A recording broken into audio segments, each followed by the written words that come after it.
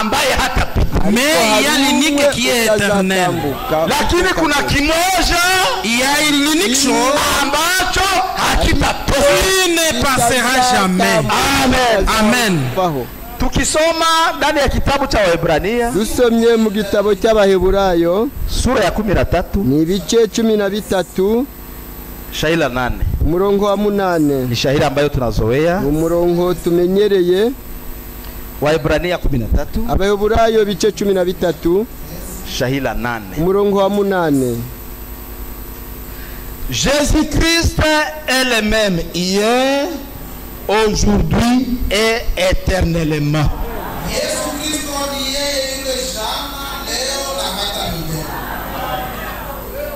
Amen. Magonjwa yangu yataisha, uburwayi bwanjye buzashira, lakini Yesu atabaki. ariko Yesu Kristo we azahoraho. Vita vitakwisha, intambara zizashira, lakini Yesu atabaki. ariko Yesu Kristo azabagumaho. Munaona? Muri kureba Kwetu si iwacu hakuna kitu chenye tunapendaka kuzidia makusanyiko. nta kintu dukunda kirusha amateraniro. Siye Twe tuko watoto wa ile shairi yenye Daudi alisema, turi abana bawurya murongo Daudi yavuze, wanaponaambia eti twende nyumbani mwa Bwana, ubwo bambwira ngo tujye mu nzu y'Imana. ninafurahi, Nanjye biranezeza, ninafurahia ninezeza wanaponaambia eti iyo bambwiye ngo leo ni assemble. none ni amateraniro.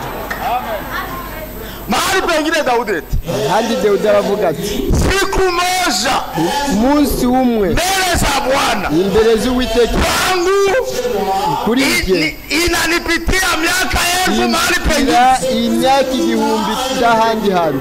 siku tu moya, Umunsi umwe gusa, moya ya assemble, umwe gusa w'amateraniro, moya ya kusikia neno kumva ijambo kwangu mie Daudi, wanjye kuri nge Daudi, kwa frere no kubera n'abasere kubashiki ni valere bifite kushinda umumaro kurusha miaka imyaka mahali pengine. yose. Na haleluya. Ingawa tunapenda makusanyiko hivyo, Niba dukunda amateraniro bityo nayo yatakwisha. nabyo nago gazashira. Siku moja Umunsi gumwe kukusanyika bitasimama, terana bizahagarara. mahubiri Ibibwirizo ndiyo yanayotuponya, nibyo bidukiza, lakini siku moja ariko umunsi umwe kuhubiri kutakwisha, kubwiriza bizagira ku nyimbo zitaisha, indirimbo nyimbo zitasimama, indirimbo zizahagarara, lakini kuna ariko mmoja hari umwe ambaye atatoka, azavaho, ambaye atakwisha, azashira. ni Yesu Kristo Bwana wetu. Yesu Kristo mwami wacu. Amen. Amen. Jésus-Christ Yesu Kristo est le même ni uwo nguwo yarari, none, hier, n'ejo, aujourd'hui none et éternellement. kandi n'iteka ryose. Hii mtajo Uyu murongo ni wa kipekee kwa Mungu, ni umwe uhebuje ku Mana. hakuna mtu hata mmoja, Nta n'umuntu n'uyu umwe, hakuna kitu hata nta kimoja n'ikintu n'iki kimwe chenye unaweza tamka yako ya kwamba ça reste le même.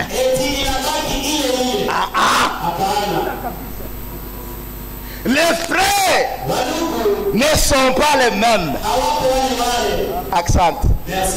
Wandugu hawako wale wale, bene data ntarabo ngabo, wadada hawako wale wale, ntarabo ngabo, watoto hawako wale wale, ntarabo ngabo. dunia haiko ile ile. Isi ntariyo ngiye, Mmoja ambaye ni yule niwe ubaga ni Yesu Kristo Bwana wetu. ni Yesu Kristo umwami wacu.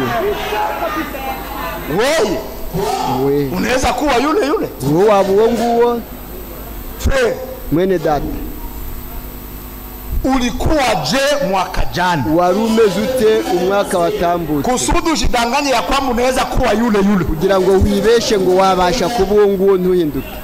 mwaka jana umwaka watambutse labuda ulikuwa na afya njema, hari wari ufite ubuzima. huyu mwaka tazama umegonjwa, reba uri kurwara. asante kwa Mungu kwa kukuponya. iteka himbazwe kugukiza. Mwaka jana umwaka watambutse ulikuwa wari na miaka 40, hari ufite imyaka hii mwaka ariko uyu umekuwa mwaka na 41. na 41.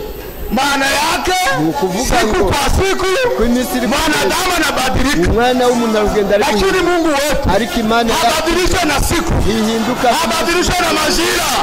Yeye ni yule yule, uwo ntahinduka. uwezo ubushobozi wa Mungu wa kubadilisha bw'Imana ihindura, sio wa kumubadilisha yeye, sibwo bwo kumuhindura, sibwo bushobozi bwo kumuhindura, ni wa kutubadilisha sisi. ubushobozi bwo kuduhindura twe. Uwezo wa Mungu, ubushobozi bw'Imana, Imana ishobora byose, arashobora. ile tupusi Mungu Dieu ana nguvu za kubadilisha, afite imbaraga zihindura. alibadilisha maji yakakuwa divai, hinduye amazi ahinduka divai. amina, amen. wewe unaweza biweza? wowe abishobora?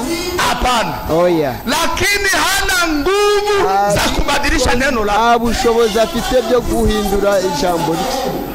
wakati amelitoa kinywani mwako, igihe cyamaze kurivuga mu kanwa ke, na yeye anakesha juu yalo, aribera maso kusudi litimize, kugira ngo azarisohoze. nguvu za Mungu za kubadilisha, zo ni guhindura, za kunibadilisha, zo kumpindura, za kubadilisha frere, ahindura mwese, za kubadilisha sere. ahindura mushiki. Haleluya, amen.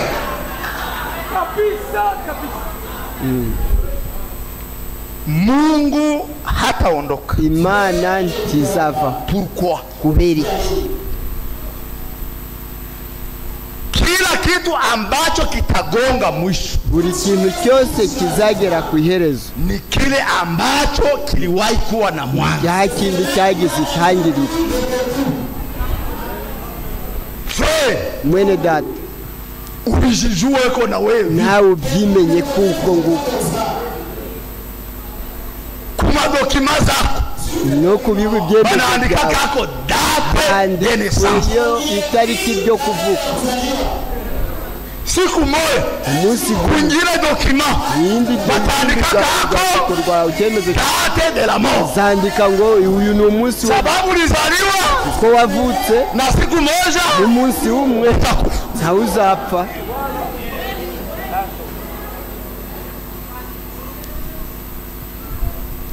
Mungu habadilike, Imana ntihinduka, na neno lake kandi n'ijambo ryayo halibadilike bila. rihinduka naryo. Ndiyo maana niyo mpamvu banafunzi ba Biblia ndani ya hii ujumbe, abigishwa ba Bibiliya muri ubu butumwa, tunaamini ya kwamba twizeye ngo Mungu Imana ni mmoja na neno lake, imwe n'ijambo ryayo. amen. Frere Frank mbele ya kufa, mwene data Frank mbere yo gupfa nilikuwa namfuata, naramukurikiranye, alisema yaravuze ati la parole de Dieu ijambo ry'Imana est aussi puissante que Dieu lui-même. rifite imbaraga nk'Imana nyiraryo. Batu abantu banazaniaka watatetemekaka wakati Mungu batekereza atakuyaka ko Mungu wako. bazahinda umushitsi Imana ije mu shusho yayo. Frere Frank anasema hivi, mwene data Frank aravuze ati wakati neno la Mungu linasomwa, ijambo ry'Imana yo risomwa, ulikamate rifate kama Mungu binafsi. nk'Imana ku giti cyayo. Linaposema iyo risomwa gusa, maana yake ni ukuvuga ngo ni Mungu ni Imana mwenye amekuya mforme uje mu shusho ya maandiko, y'ibyanditswe, sababu Mungu kuko Imana na neno lake ijambo ni ryayo kitu kimoja. ikintu kimwe. amen. Sasa none ndani ya kitabu cha Petro wa mu kwanza gitabo cya Petro ya mbere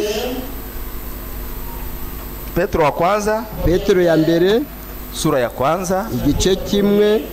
watusomee shairi ya 24 na 22. Badusomere umurongo wa 24 na 25.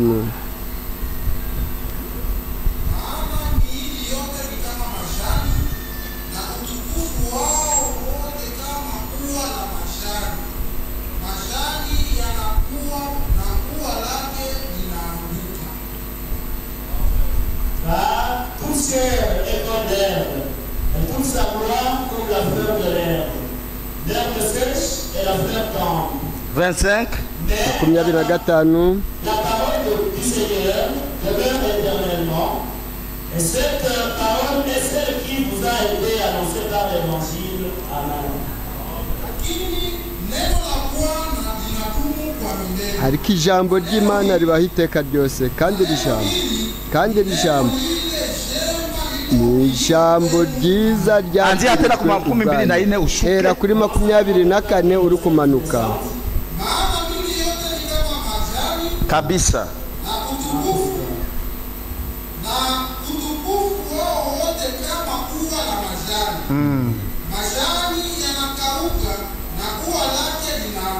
Accent. Simama kwanza. Uhagaze aho ngaho gake. Car toute chair est comme de l'herbe. Kuko bifite umubiri byose bihwanye n'ibyatsi. Hii ni neno la Mungu. Iri ni jambo ry'Imana. Na nyie hamwezi kukawa kubielewa. Namwe ntimwatinda kubyumva. Mili yote kuko bifite ni kama majani. Bihwanye n'ibyatsi. Majani ibyatsi yanakatwa, buracibwa, na uzuri wake n'ubwiza bwabyo unatoweka, ugashira. C'est vrai. Ni byukuri. Unaona? Uri kureba? Mwili ni kama majani kweli. Umubiri ni nk'ibyatsi koko. Mwili, umubiri ni kama maua. Ni nk'amauwa. Nk'urabyo. Kureba mwene data. Hata kama hakuna chenye kinakuua leo, nubwo ari nta kiri kwikira kwica none, banakuacha bakakureka, unaishi ukabaho, utaenda kunaishi, uragenda urukushira, utaendelea kuonekana na kasura kabla, urukugaragaza gashusho keza wakati utakuwa ungali na miaka chini ya 50. Igihe cyuzaba ugifite imyaka munsi ya 50. Lakini sasa unafika 60. Ariko nugeza muri 60. Sura ishusho yenye kwina kucheleweshaka yakuze na ukurajeona mukiro na uri kwireba mu ndorerwamo, itaanza kuyamo bicu, yatangira kuzamwe iminkanyari.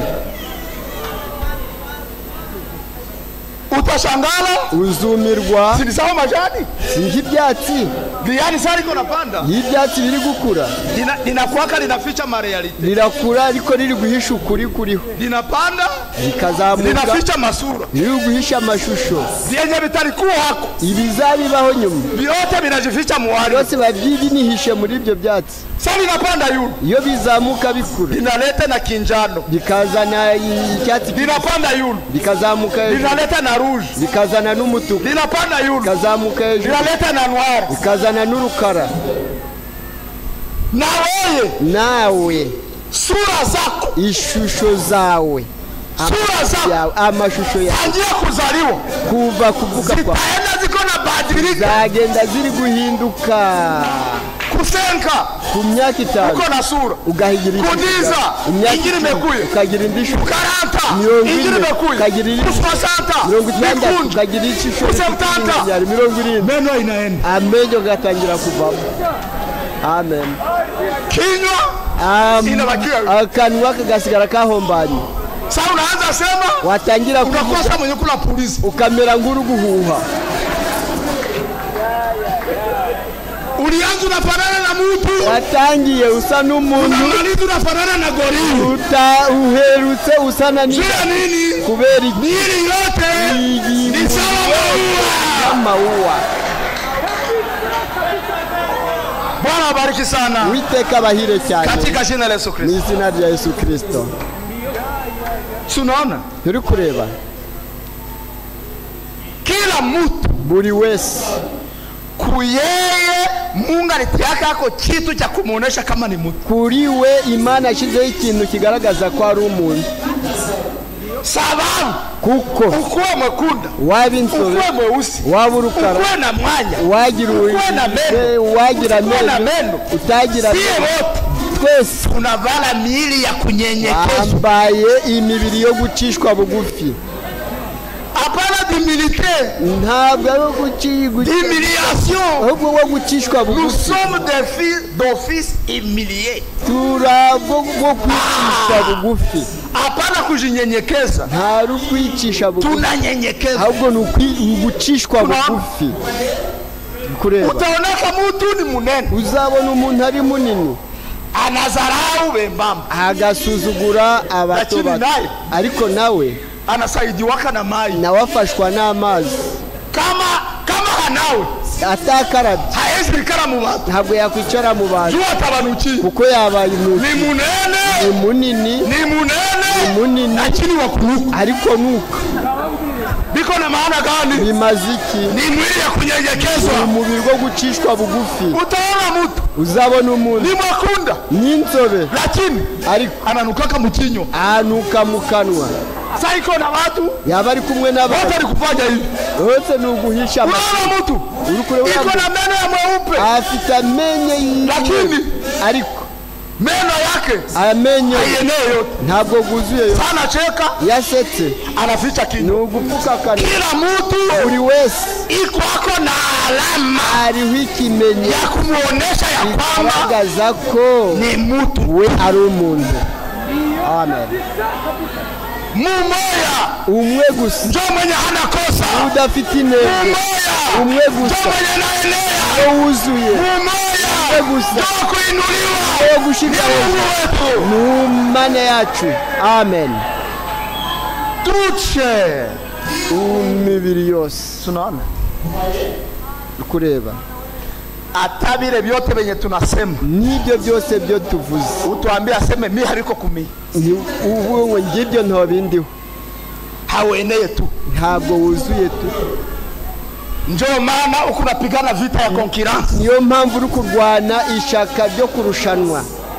Mwenye naenea Uwuzuye hawezi kuwa mu concurrence. we ntawe yaba mu irushanwa. Kila mwezi nguo Buri kwezi ndio kuishaka mwiki. tuseza Mbona valizi zote, mbona valizi zinayala? kwisako ya mayi Unasikia tu wale na kamupya. uzuye ugakora Kuko kachiu hari kenye nyota, hakaya enea, hari kitari, kenye hakaya guswa. hari ikintu kitari Juko mtu. kuri umwe. Amen. Amen. Toute chair Bifite umubiri est byose comme de l'herbe byose bimeze nk'ubwatsi, et son éclat kandi n'ubwiza une bwayo fleur. bimeze nk'amawuwa, nk'ururabyo. Amen. Amen.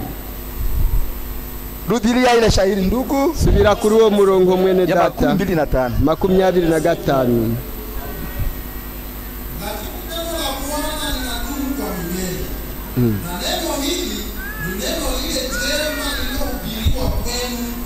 Amen. Amen. Mais la parole du Seigneur demeure éternellement. Et cette parole est celle qui vous a été annoncée par l'évangile. Amen. Merci frère. Urakoze mwene data. Tuna tourne page Tutambutse ya ku kukua rupapuro mwili yote yuko icyaremwe cyose itakuwa majani. imeze nk'ibyatsi.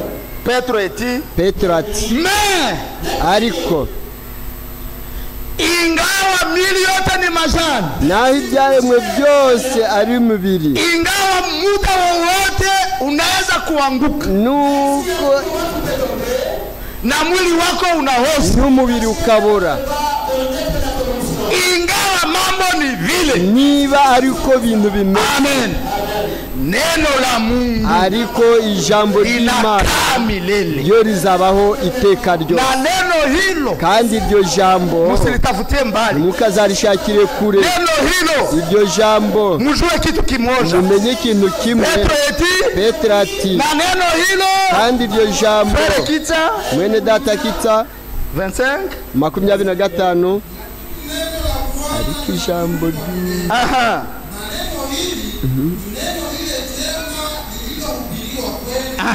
amen kwa wanani kuri bande kwa aba basore kuri abe bashiki kwa aba frere kuri bano bene data bingine vyote byose vimekuwa matope, zimeze nk'ibyondo vimekuwa majani, zibahize nk'ibyatsi, lakini ariko cha kuwapatia nguvu ni hicho, cyo kubahereza akabaraga ni lakini ariko noneho cha kuwapatia matumaini kibahereza ibyiringiro ndio hichi, ngiki, lakini ariko noneho haleluya, amen, ingawa naho tunaishi mambo haya yote ibi byose bitubaho usisahau kitu, were kwibagirwa iki kintu, neno la Mungu ijambo ry'Uwiteka inakaa ryo milele, rihoraho iteka na ryose, neno hilo kandi iri jambo ni hili ambalo mulihubiriwa wabwirijwe kupitia habari njema. binyuriye mu butumwa bwiza. Wandugu na wadada, Bene data mulipokea habari njema, aki ubutumwa bwiza, wabariki sana mani bahire katika jina la Yesu mu Kristo. izina rya Yesu Kristo. Où est l'espérance? Ibyiringiro biri hehe? Où est l'action de gloire? Biri hehe cyo guhimbarizwa? Hakuna wa kujivuna. Ntawo kwirata. Muda tumeuacha ungali mfupi. Ibihe turi kubire wote. kandi ni bigufi. Tulikuwa chini ya ari turi munsi, muko naelewa. munsi muri gusobanukirwa. Donc benye balikuwa ba champion Abari abahanga ile wakati icyo gihe ni benye baliendea chini ya kitanda, bari bakwiye munsi y'uburiri. omwe yeye ameendea chini ya kitanda, We noneho akashobora kukwira munsi y'uburiri, nizuia ariko jewe inda yanjye ni irangujije kwinjira. na benye wameenea chini ya kitanda wamekuwa ba champion. Nyosi rukwanga abene munsi y'igitanda Na bado abagahebuzo tungali mu mwili, we turacyari mu mubiri. ingawa mambo yako vile, Ibyo byose bimeze gutya, tegemeo ni hili, icyizero ni tumaini ni hili, ibyiringiro ya kujivunia ni hili, cyo kwirata ni neno la Mungu ijambo ry'Imana tulilohubiriwa, ryo twabwiwe tulilopokea ryo twakiriye inakaa milele. rihoraho iteka ryose. Bwana wabariki sana Uwiteka abahire cyane katika jina la Yesu. mu izina rya Yesu Kristo. Mwisho wa mambo yote Iherezo rya byose ni karibu, riregereje, kenye hakitaisha. ikitazashira. Tumeona ya kwamba Tubonye ko ni neno la Mungu, ni ijambo ry'Imana, mwenye hatapita utaratambuka ni Mungu binafsi. utazatambuka ni Imana bwite. Bwana sifiwe. Uwiteka ahimbazwe. Sasa mwisho umekaribia. None iherezo rirasohoye. Kuhusu ujumbe, Byerekeye ubutumwa, tunaishi nyakati turi mu bihe za mwisho, by'iherezo, siku za mwisho, mu minsi y'iherezo, za nyakati za mwisho, iminsi y'iherezo y'ibihe by'iherezo, dernier de dernier. ni ibihe bya nyuma by'ibihe bya Barake nyuma. tuko ku fin de la Ni fin. ukuvuga ngo turi ku iherezo ry'iherezo. Wakati watu wanasikia mwisho, Igihe cy'abantu bumvishe ngo iherezo, wengine wanafadhaika. abandi bacika intege bakababara. Hapana, Oya, sio ombi letu si ryo sengesho ryacu. mwisho ukuje. Oya, isengesho ryacu ni iherezo rize. Il faut que la fin vienne. Iherezo ni rize. Kama sio vile, Niba atari ibyo, noneho kuko ahadi zingine ambazo hazitatimia. hari andi masezerano, bitari ibyo hari andi masezerano nabwo Parce qu'il y gatazasohoka. a des promesses qui s'accomplissent juste à la fin. Kuko hari amasezerano agombye kuza hanyuma ku iherezo.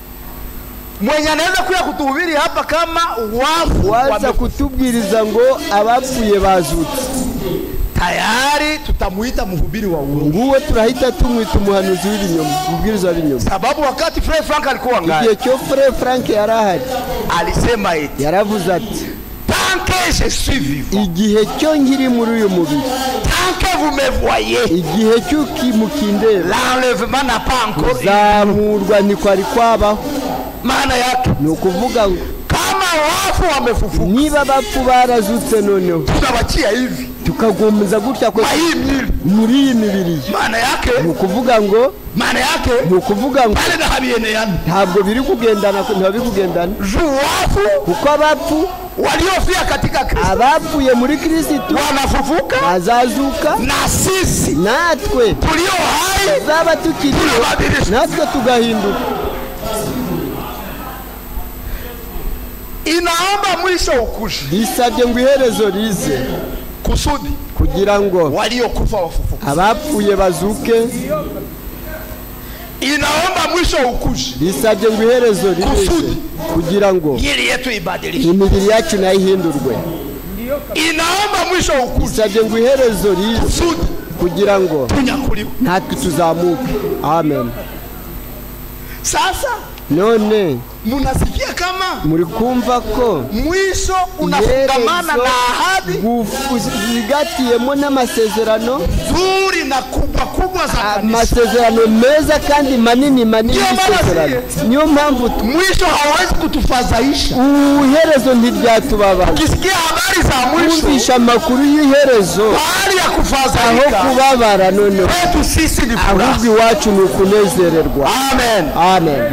Watusomee kitabu cha Mhubiri. Badusomere igitabo cy'umubwiriza. Mhubiri sura ya 7. Umubwiriza ibice 7. Mhubiri sura ya 7. Umubwiriza ibice 7. Shahiri ya 8. Umurongo wa 8.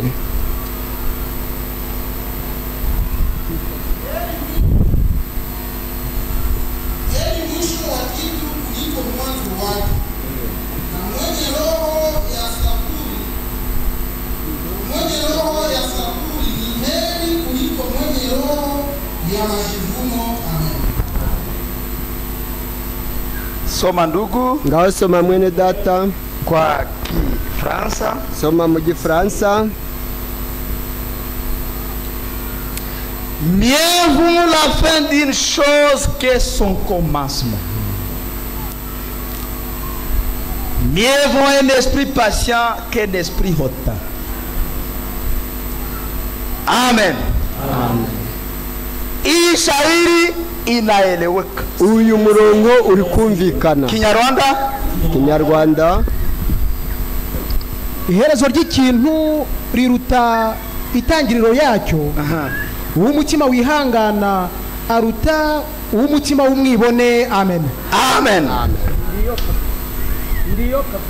Mieux vaut la fin d'une chose que son irutwa iherezo ry'ikintu kuruta itangiriro ryacyo.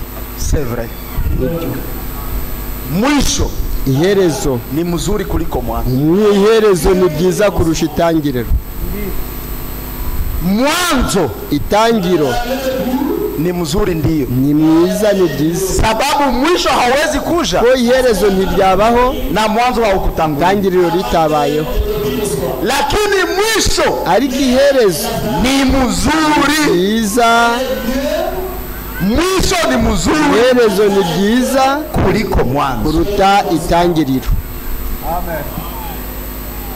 Wa ndugu zangu nanyi dada zangu, bene data bashiki banjye, hata ndani ya maisha ya kawaida no mu mibereho isanzwe, mwisho wa kitu, iherezo ry'ikintu ndio mzuri, niryo byiza kuliko mwanzo, kurusha itangiriro ryacyo. Utaona vitu vikianza, sareba ibintu bitangira, utaanza na wanaoanza, ugatangirana n'abatangiye, c'est bien, ni byiza, lakini utasifiwa sana, ariko uzahimbazwa cyane, uzamaliza na wanaomaliza, nurangizanya n'abarangiza. Kumwanzo utangiriro, il faut avoir beaucoup de réserve, bisabye ngo ugire kwifata cyane. Kumwanzo mwitangiriro hawezi kushitari kitu, ntacyo wawusaba, ntacyo wakwirata, sababu haujui ko ntaguzi bienye bitafika birakurikiraho kwa kuendelea kwa safari, bwo gukomeza muri urwo rugendo. Ndio maana mhubiri anasema niyo hivi, mpamvu umubwiriza avuze mwisho wa kitu iherezo ni mzuri. ni byiza Kuona mwisho, kuruta kufikia mwisho kugeza ku ni iherezo mzuri ni byiza kuliko mwanzo. kuruta itangiriro. Amen. Amen. Mes chers frères et sœurs, Bene data bashiki banjye, tungewauliza hivi, tukaba dushatse kubabaza tuti mulishakaona muzazi mwigeze mubona umubyeyi mwenye wanachinjia uwo babagira juu ya mimba ku bwinda na haya zala? atarabyara? Ukechinja mbele nibaga mbere bagira ngo uri gushinyagura. baneza upedire ko vule Chinja tukule, kela mokeri uza vya kukunywa tukunywe, na tunywe tumeona mwisho. tuzarya tunywe ariko tubonye Tukaba mwisho yakuye. kuko iherezo ritari ryazo. Aha. Aha, Na jina ya ile sherehe n'iryo zina ry'uwo inaweza munsi badilika. naryo ryahinduka, Bahari kuwa sherehe ya ahubwo kupokea haba mtoto, umunsi mukuru w'umwana, inaweza kuwa sherehe ya kupokea kingine. yaba umunsi mukuru wo kwakira Tushikamate ikindi kintu. kwanza. Ahubwo twifate Tuone mwisho, turebe iherezo. kama mwisho inakuwa mzuri Iherezo niriba byiza tutafanya sherehe. nawe dukora umunsi mukuru. Haleluya. Amen. Hauwezi ona mtoto Ntiwabona umwana mwenye anacheza na bangali wanamenya. uri kubyina bagihata, Bangali wanamenya birayi. baracyahata ibirayi, Mtoto amenye. umwana agatangira kubyina. Mtoto Umwana kama anajua kama kunyumba balishaanza piga, yazi ko mu rugo batangiye guteka, haendake mbali. ntajyaga kure, Edayeri ahubwo anaanza kalanse na mainvitation. atangira no gutanga imitumire. Kwetu wanapiga Iwacu baratetse, sunipe, wamba nipe impa na mie. nanjye, Kwetu wakiivisha iwacu nirahisha nitakupatia. nanjye ndaguha. Mtoto Umwana anakuwa karibu aba hafi y'inzu iri mu inkono. Muko bakiroho. zo wiya seki prepa. Na sie tuko watoto ya Mungu. Natwe turabana b'Imana. Haleluya. Amen. Ule mtoto sasa Uwo mwana none ataanza kuyafanya maviziti. aratangira kugwendererana, Anakuya akaza anachungulia, akayagenzura, anaona kama moshi isianza toka, akabona ko umwotsi gwatangiye gusohoka, anarudia nje, agasubira hanze. sunipatie Wamba biento mukandika hapa sasa, hano na mukandi, mimi nitakulipa. nanjye ndakwishura. Huko tu wanapiga, Kuko iwacu baratetse. acha sasa Reka noneho aone mama anatayarisha mafuta, abone mama ari gutegura amavuta, anaanza kukalanga. atangiye gukaranga, Mama anaanza kalanga atangiye gukaranga umuntu. pale, yako na nyimbo zinaanza. Aho ngaho indirimbo ziratangira. Mtoto Umwana ataanza imba jina ya chakula. aratangira kuririmba izina ry'ibiryo. Kama ni wali yenye wanapiga, Niba ari umuceri batetse, ataimba nyimbo ya chakula chenye kinapigiwa. ihuje n'ibiryo bitetse. Kama ni nyama, Niba ari inyama, peleleza tuku mtoto. shakisha ku mwana tu. Leo tutakula nyama. None turarya inyama. Mama iko na kalanga. None mama ari gukaranga. Anakaranga nini? Ari gukaranga iki? Anakaranga Ari nyama. gukaranga inyama. Mtoto hakuwake na haya Mwana ntajya ya kueleza chakula ya moyo. kuvuga ibiryo byo mwabo. Kama chakula Nibi byo kurya imekuwa tayari, bibaye atabikula na maana ameanza bichezea. arabirya ariko yamanjiye yabi. Ari kwiyereka. Unaona anacheza. Kabona ari kwiyereka. Umuceri. Watoto vile ndio wako. Au Anacheza wakati gani? Inakube. Amecheza wakati ya mwisho. Na kugihe kile. Wakati chakula imekuwa tayari. Yaimaje kukubo. Haleluya. Wandugu na wadada. Bene dada. Na sisi pia. Natwe tumefika kumwisho. Je kuiherezo. Hivi ni mwisho sasa. Iherezo. Tunairi katika Bwana. Tulikurarika buri mwana. Sikia sasa. Gahomba noneho. Tuko watoto. Turabana. balituhaidia ya kwamba badusezeranije ko kule mukaramu ya mwana kondoo mu bukwe bw'umwana w'intama tutakula tuzarya tutakunywa kandi tuzanywa. hivi ni habari ya chakula. Iyi nguru y'ibyo kurya inaomba kuanza kubichezea. bisabye ngo dutangire kubibyinira. Habari ni hii, inguru ni iyi, bienye tutakula, ibyo tuzarya, bienye tutakunywa, ibyo tuzanywa, bisi kule mambo yatakuwa, yuko ibintu bizaba bisi tutafanana. Ingali siri, biracyari ibanga, ingali fumbo, biracyari ibanga. Amen, amen. Unaona, uri kureba, njoo maana niyo mpamvu tukifika hako nituzagerayo gusa tutapanguzwa machozi, tuzahanaguzwa amarira. reception yo peke kwakirwa gusa itatusahaulisha mateso, bizatwibagiza imibabaro. sikia, umva, Biblia inatuambia kwamba Biblia yatubwiye iti bienye alituandalia ibyo yaduteguriye ni vizuri, ni byiza, lakini ariko habijulikana, ntabwo bizwi, bingali fumbo. biracyahishwe. Biblia eti Biblia iti hakuna mtu hata mmoja mwenye shaka wahi na umuntu kubiona n'umwe wigeze no kubibona no kubireba, bienye habiyawahi kufika mu mawazo bitigeze kugera mu bitekerezo ya mwanadamu by'umwana w'umuntu. ariko ibyo bintu ni ibikiko, Quelle sorte de choses hatuwezi kubihubiri ntitwari, sababu na si hatubiyuhu. kuko natwe ubwacu ntitubizi. Siri ni moya, Ibanga ni rimwe, jipe moyo, ihumure, kuwa na nguvu hari kusudi na wewe ulionake. uzabibone. Amen. Amen.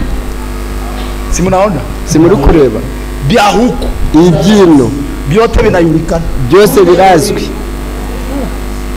byenye siyuwe ibyo ntazi frera na biyuwe, mwene data warabizi, byenye frera hayuwe, ibyo mwene data frera na biyuwe, mushiki wacu arabizi, ibura biyuwe, ibyo ubizi ingawa byesi biyuwe. nanjye ndabizi. Imana Dieu impa ibyo wasogongeye, si Dieu me fait ce que vous avez déjà goûté, c'est-à-dire c'est supérieur que moi, na amekufanya wa zaidi ya imani ibikundushishije.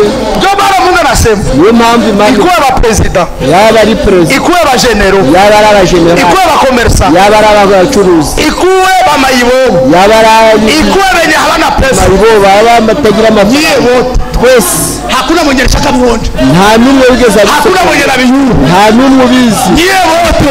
wese. Haleluya. Amen. Kwa ile reception Kuko kwakira nyie wote twese, mutashangana. twese tuzaba uruvange. Bwana wabariki sana Uwiteka abahire cyane katika jina la Yesu. mu izina rya Yesu Kristo. Ni heri mwisho wa kitu Hahirwa iherezo ry'ikintu kuliko mwanzo wake. kuruta iherezo ry'itangiriro. Wa ndugu na wadada, Bene data bashiki bacu, mwenye angeona Israeli wagombye kubona Isiraheli mbele ya mwaka wa 1948 mbere y'umwaka 1948 wakitawanyika mu mataifa, bari gutandukanye, bari guhungira mu mahanga, wakizarauliwa zarau yote, bari kusuzugurika, igisuzuguriro cyose cyabayeho mpaka kugeza ubwo mu desturi ya Wayahudi muri gahunda y'Abayuda kukula nyama ya nguruwe ni aibu, kurya inyama y'ingurube ni kizira, lakini kwa kuwashusha ariko kubwo kubacisha bugufi walikuwa wanachapa watoto wa Wayahudi, bakoraga amashusho y'abana b'Abayuda, wanawachapa bakakora amashusho na wako na nyonya nguruwe, bari konka ingurube,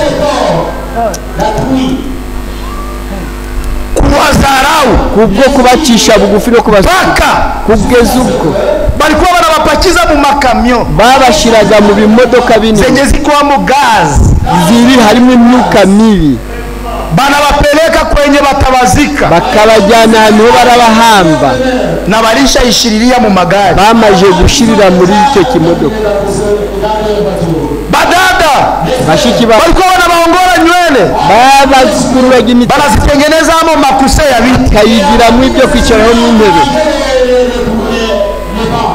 balikuwa wanabaleta mbele ya mahofurno babazanaga imbere y'imiriro ya moto kali tanura bikomeye banakauka banabatoshamo mafuta bakuma bakabakuramo amavuta balibafanyamo mamboleo za mashamba bakabagiramo imboro bakazarauliwa bakasuzugurikana ilikuwa kumwanzo hari kwita lakini leo ariko none wendu waone wendu bare leo kumwisho haleluya amen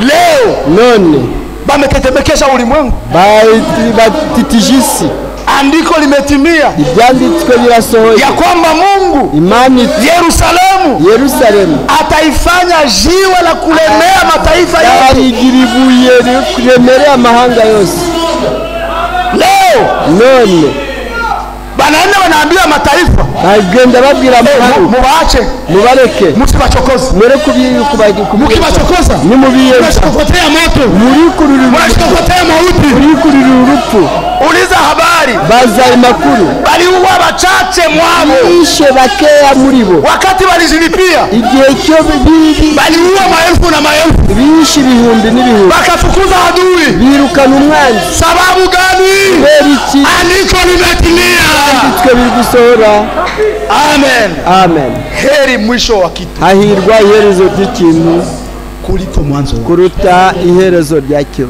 tuende mwisho ngaho tujye ku iherezo watusomee Zaburi adusomere Zaburi 126 126 Zaburi 126 Zaburi 126 umurongo wa 5 n'uwa 6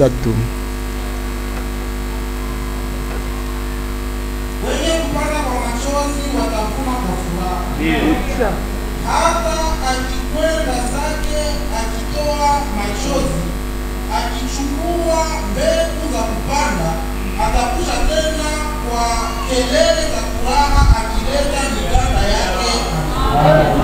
Amen. Avec l'arbre, moissonnant avec son allégresse. Ceux qui se marchent en pleurant quand ils portent la semence, revient avec allégresse quand ils portent les germes à Amen. Tayari tumewaacha. Leo tulikubarika. Muda wetu umetusitaki. Igihe cyacu kiri kuturega. Lakini wandugu wametusomea. Ariko bene data baradusomeye bati ngo anayepanda kwa machozi ubiba arira. Wakati wa kupanda igihe cyo kubiba ni wakati wa machozi, ni igihe cyo kurira. Atavuna kwa furaha, azasarura yishimye. Anaye kwenda kupanda akibeba mbegu yake, ugiye kubiba yikoreye imbuto, anaenda kwa machozi na huzuni, agenda ari kurira kandi ababaye.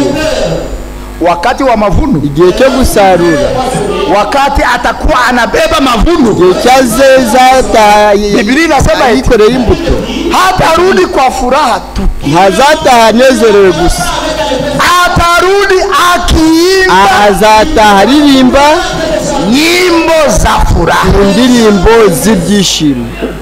Wandugu na wadada, bene data bashiki bacu, kukuja kukusanyika, kuza guterana,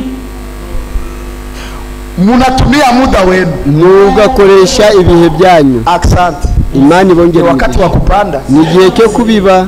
Inaweza fika wakati unalipa na tike, ugatanga n'amafaranga. Asante. Urakoze. Ni wakati wa kupanda, ni igihe cyo kubiba. Amen. Shida sasa ngaho bindi ni mwenye wengine watapanda na iko naona, warandi bari gutera, wari kureba, bari kutavuna, bazana sana na iko naona, na wana ari kubareba, bakule barye, yeye alale njana, warari nzara. Anayepanda kwa kwa machozi ubiba arira wakati wa kupanda, igihe cyo kubiba. banakulaka chakula yenye haina maharagi. baryaga ibyo kurya indisho gusa zitagira Bakuvilaje banabizowe. abo Unajima. ukiyima Kama wanaigusa ko mu nyumba. babikoraho tugusa Unapomoka. ukarwana gatonga Uhangaye kurya ibishyimbo. uzoze manje Ikiba. la semence dans la période de semence Wakati wa kupanda. igihe cyo kubika Maharagi haikuli wake. ibishimbo ntibiribwa. Haleluya. Amen. Anakula mubaya, akarya nabi, anauzika, akababara. Amen. Amen. Lakini muchunge ariko none muri wakati wa kuvuna, igihe cyo gusarura, wakati wa mavuno, igihe cy'isarura. sikia sere, ngahumva mwene, wakati wa kupanda, igihe cyo kubiba, unaendaka na maharagi mukachungu, ugendana ibishyimbo. wakati wa kuvuna, igihe cyo unaenda uza mifuko mu birere, kugura ibitonga bibika. heri mwisho kuliko moto. Shalom, shalom. Shalom, shalom. Amahoro.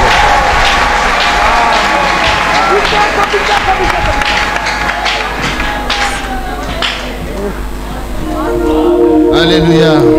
Mungu tumupigie tena vigelegele.